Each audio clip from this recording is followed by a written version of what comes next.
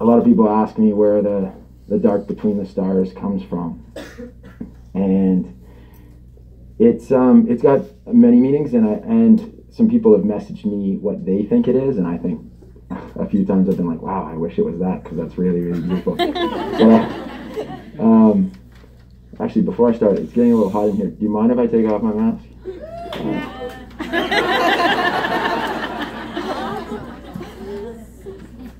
Thank you.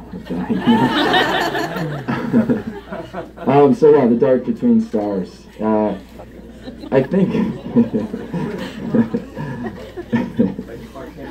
it is actually surprisingly cooler with one mask on, I will say. So the dark between stars, I've always thought that we always talk about the beauty of the stars, and it's easy to talk about something that shines so bright, but I've always felt that there is a huge beauty in the darkness between the stars, and that's really what I wanted to celebrate and talk about with this book. And I think it's important, and I really don't, we wouldn't have that, the stars wouldn't shine as bright without that darkness, and I think it's important to remember that. And I think there's a darkness and light in all of us, and I think we have to find a way to celebrate both of them. So that's why I called it The Dark Between Stars. My mother for hiding poetry where I'd find it.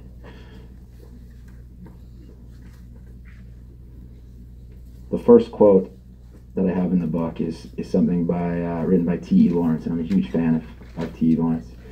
It goes, "I loved you, so I drew these tides of men into my hands and wrote my will across the sky and stars."